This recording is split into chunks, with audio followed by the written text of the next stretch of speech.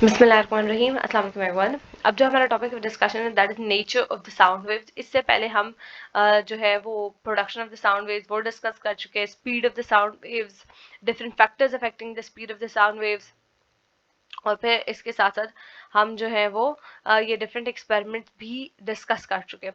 अच्छा, अब जो हमारे that is the nature of the sound waves, ये इंपॉर्टेंट टॉपिक है, तो हम देख लेते हैं what is the nature of the sound waves. Sound waves are longitudinal in nature, ठीक है।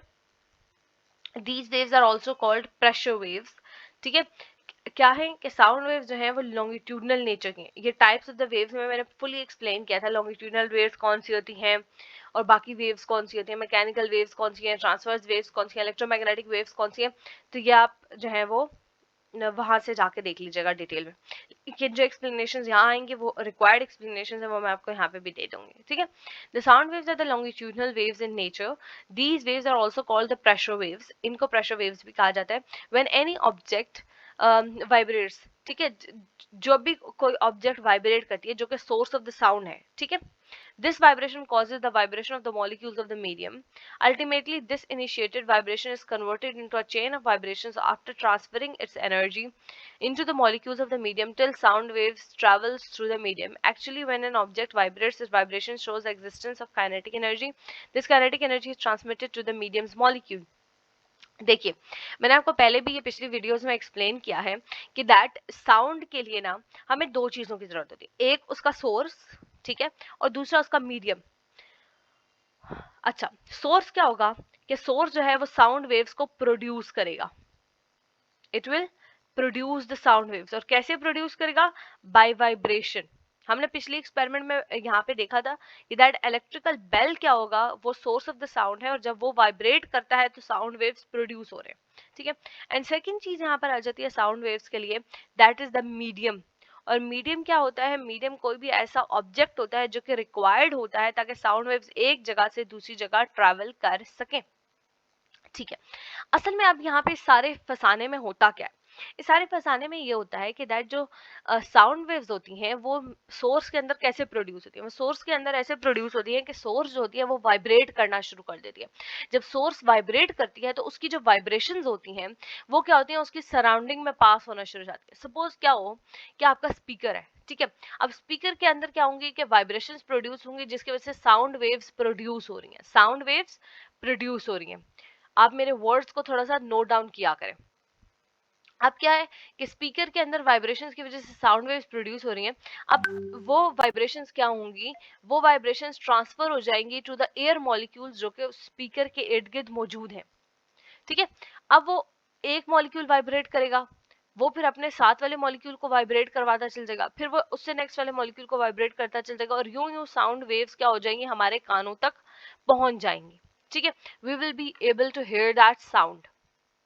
तो क्या हो रहा है असल में, जो वाइब्रेशंस प्रोड्यूस होती है इनटू द सोर्स वो ट्रांसफर होती है into the medium and then they reach their destination, ठीक है, and then they are heard.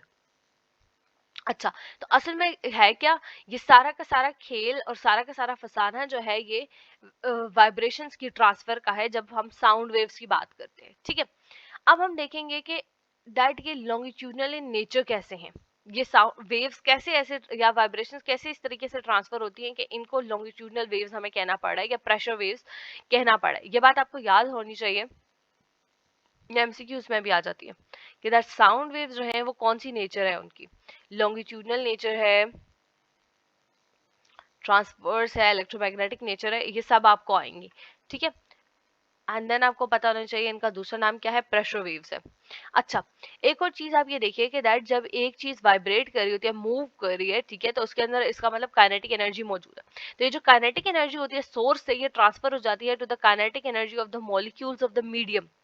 यानी सपोज स्पीकर के अंदर की जो काइनेटिक एनर्जी थी, जो वाइब्रेशंस जो के कॉज कर रही थी, वो ट्रांसफर हो जाती है एयर मॉलिक्यूल्स के अंदर, और यूं एयर मॉलिक्यूल्स क्या हो जाएंगे, वो वाइब्रेट करना शुरू हो जाएंगे बिकॉज जो सोर्स की काइनेटिक एनर्जी है वो उन तक ट्रांसफर हुई है। अच्छा, अब हम नेक्स्ट पैराग्राफ की तरफ आ जाते हैं। होप सो आपको फर्स्ट पैराग्राफ जो है वो सही तरीके से बिल्कुल समझ आ गया होगा।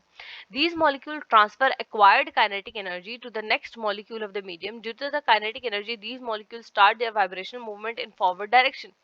By this way, vibrational energy produced by the sound sources is transferred from one point to another point. Sound waves are the combination of compression and rarefactions. अच्छा, असल में क्या होता है, देखिए कि जो सोर्स की वाइब्रेशन है वो बिल्कुल साथ वाले मॉलिक्यूल्स में ट्रांसफर होती है, ठीक है। फिर वो क्या करते हैं, वो वाइब्रेट करते हैं, मतलब ये कि इनकी काइनेटिक एनर्जी इनमें मूव हो जाती है। फिर ये काइनेटिक एनर्जी ट्रांसफर होती है to the next layer of the molecules, और फिर यूं आगे आगे लेयर ऑफ द मॉलिक्यूल्स में ट्रांसफर होती चली जाती है और फिर अपने डेस्टिनेशन तक पहुंचती है, सपोज हम तक पहुंचती है, ठीक है। ये सारा फसाने ने आपको बताया हुआ है। अच्छा, अब क्या है कि दैट साउंड वेव्स जो हैं they are a combination of compression and rarefaction. Compression वाला कौन सा पॉइंट था, जिसमें जो मॉलिक्यूल्स होंगे वो क्या होंगे, वो एक दूसरे के बिल्कुल पास होंगे, ठीक है। एंड रेयरफैक्शन वाला वो पॉइंट था जिसमें जो मॉलिक्यूल्स है मीडियम के वो एक दूसरे से बिल्कुल दूर होंगे, ठीक है। अब ये वाला जो एरिया था ना, कंप्रेशन वाला एरिया, दैट चूंकि यहाँ पे मॉलिक्यूल की डेंसिटी एक दूसरे के मतलब मॉलिक्यूल की डेंसिटी ज्यादा होती है, बिकॉज मॉलिक्यूल्स एक दूसरे के बहुत पास होते हैं, तो यहाँ पर जो प्रेशर होता है वो ज्यादा होता है, ठीक है। लेकिन जो रेयर फैक्शंस होते हैं, यहाँ पर क्या है कि मॉलिक्यूल्स एक दूसरे से दूर हैं, तो यहाँ पे लो प्रेशर होता है। यहाँ हाई प्रेशर ने लिखा हुआ है, इसको काट दें, इट इज लो प्रेशर, ठीक है। तभी इस प्रेशर की वजह से इन वेव्स को क्या कहा जाता है, प्रेशर वेव्स कहा जाता है। Remember this point. अच्छा, देखिए यहाँ इनने कुछ एक्सप्लेनेशंस दी हैं। Compression is that a high pressure portion within sound waves where the molecules of the medium acquire low velocity which is produced due to vibrational kinetic energy of the sound source. अच्छा, यहाँ पर characteristics क्या है, पहला characteristic तो ये था compression में कि जो पार्टिकल्स होते हैं वो एक दूसरे के बहुत पास आ जाते हैं। अब देखिए असल में क्या होता है, दैट जब ये ट्यूनिंग फॉर्क थोड़ा सा इधर आगे जाता है, ठीक है, तो क्या करेगा कि यहाँ के एयर के सारे मॉलिक्यूल्स को धक्का देके वो आगे कर देगा, तो वो आगे के मॉलिक्यूल्स क्या हो जाएंगे, ये सारे के सारे कंप्रेस हो जाएंगे, इकट्ठे हो जाएंगे, ठीक है। तो यहाँ पर क्या हो जाएगा, हाई प्रेशर डेवलप हो जाएगा। फिर जब आहिस्ता आहिस्ता ये अपने वाइब्रेशंस को नेक्स्ट वालों में ट्रांसफर, अब ये वाले इनको तो अभी धक्का लगा था ना, तो ये इकट्ठे हो गए, लेकिन इससे आगे वाले वो क्या थे, वो सुख चेन में अलग से अलग अलग अपनी अपनी रोज में खड़े हुए थे, ठीक है। तो ये वाला पोर्शन क्या था, ये भी रेयर फैक्शन वाला था। लेकिन क्या होगा कि दैट, देखिए जब ये ट्यूनिंग फॉर्क वाली, मैं आपको एक्सप्लेन करती हूँ, ट्यूनिंग फॉर्क वाली, ये वाली जो फॉर्क होती है, ये वाला जो प्रोंग है, ये थोड़ा इधर हो जाता है, ठीक है। तो वो इन सब मॉलिक्यूल्स को धक्का दे देता है और यहाँ पर एक कंप्रेशन डेवलप कर देता है। लेकिन आगे वाले मॉलिक्यूल जो थे वो पहले के अलग-अलग थे, गैस के मॉलिक्यूल्स थे, ठीक है। तो यहाँ पर रेयर फैक्शन ही है और लो प्रेशर है, ठीक है। Remember it is low pressure, बार बार बता रही हूँ। अच्छा, अब क्या होगा कि दैट ये जो ट्यूनिंग फॉर्क जब वापस, देखिए टू एंड फ्रो मोशन है ना, एक दफा इस साइड आएगा एक दफा उस साइड जाएगा, वापस अपनी ओरिजिनल पोजीशन पे जाएगा, तो क्या हो जाएगा कि दैट ये जो जो मॉलिक्यूल्स को धक्का दे रहा था वो देना बंद कर देगा और मॉलिक्यूल्स को खुला छोड़ देगा। तो यहाँ पे ये वाला जो कंप्रेशन है ये आगे ट्रांसफर हो जाएगा और ये वाले जो मॉलिक्यूल्स हैं उनको वापस से जगह मिल जाएगी और वो वापस जो है वो क्या हो जाएंगे, अपनी ओरिजिनल पोजीशन पे आ जाएंगे। तो यहाँ पर क्या होगा, पहले जो कंप्रेशन थी वो आगे ट्रांसफर होगी और यहाँ पर एक रेयर फैक्शन जो है वो डेवलप हो जाएगी, ठीक है। तो यूं जो साउंड वेव्स हैं they would travel in the longitudinal direction, या you can say they would travel in the forward direction, जो यहाँ पर मेंशन है। अच्छा, अब कुछ इंपॉर्टेंट पॉइंट्स यहाँ पर कंप्रेशन रेट फ्रैक्शन के हवाले से शायद इनने लिखे हैं, आप वो देख लीजिए। Compression is that high pressure portion with in sound waves, क्या है कि यहाँ पर हाई प्रेशर जो है वो पोर्शन है with in the sound waves. और मैंने आपको बताया कि हाई प्रेशर जो है वो कैसे डेवलप हुआ है, बिकॉज क्या है, ट्यूनिंग फॉर्क के एक प्रोंग ने धक्का दिया था एयर मॉलिक्यूल्स को, तो वो सब इकट्ठे हो गए।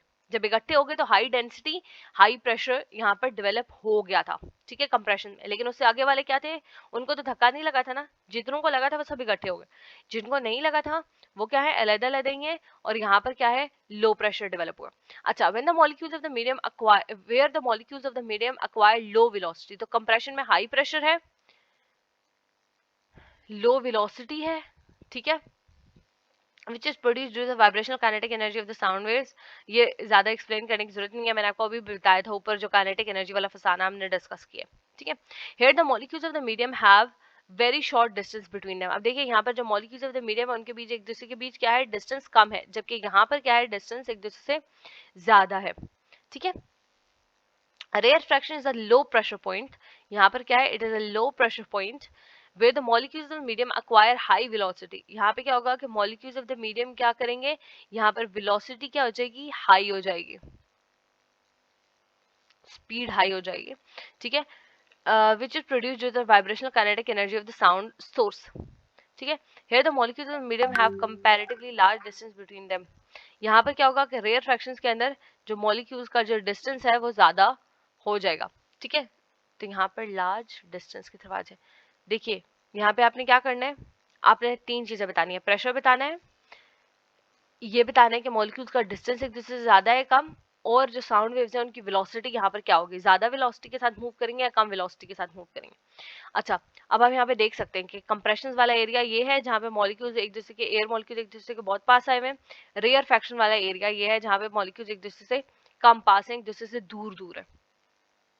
तो होप सो आपको ये nature of the sound wave समझ आ गई। सबसे पहले आपको क्या पता होना चाहिए, लॉन्गिट्यूडनल नेचर है, इनको प्रेशर वेव्स भी कहा जाता है, और ऐसे में क्या होती है, वाइब्रेशन ट्रांसफर होती हैं और काइनेटिक एनर्जी ट्रांसफर होती है, आपको ये पता होना चाहिए। फिर आपको पता होना चाहिए कि फॉरवर्ड डायरेक्शन में ये वाइब्रेशन मूव करती है। फिर आपको पता होना चाहिए कि दैट इस लॉन्गिट्यूडनल वेव्स में कंप्रेशन और रेयर फ्रैक्शंस डेवलप हो जाती हैं, और ये भी मैंने आपको एक्सप्लेन कर दिया, हालांकि यहाँ पे नहीं मेंशन कि कंप्रेशन क्यों डेवलप हो रही है, रेयर फ्रैक्शन क्यों डेवलप हो रही है। तो आप अगर ये बता देते हैं तो आपका आंसर इनहेंस हो जाएगा, ठीक है। टाइम बचता है, जरूर अपने आंसर को मॉडिफाई करें, अपने आंसर को बाकी स्टूडेंट्स के आंसर से डिफरेंट करें, तभी आपको बाकी स्टूडेंट्स से डिफरेंट और अच्छे रिजल्ट मिलेंगे। ओके, सो ये हो गया, हमने ये सब डिस्कस कर लिया। और फिर यूं आप जो है वो चाहे ये वाली डायग्राम दे दें, चाहे ये वाली दे दें, ठीक है, बेहतर यह है कि आप ये वाली दे दें, ये अच्छे तरीके से एक्सप्लेन कर देगा। ओके, फिर आपने कंप्रेशन और रेयर फ्रैक्शन के बीच के डिफरेंसेस बता देने, फिर ऐसा कीजिएगा आप ब्रैकेट में ना, जिस तरह मैंने ये लिखा है, high velocity, more distance between the molecules, low pressure वगैरह, आप ये जो है वो लिख दीजिएगा। अच्छा, नेक्स्ट जो हम टॉपिक डिस्कस करेंगे that is the types of the sound waves. तो इसमें आप मेरे साथ रहिएगा, ये छोटा सा टॉपिक है, ये हम फौरन से डिस्कस करेंगे।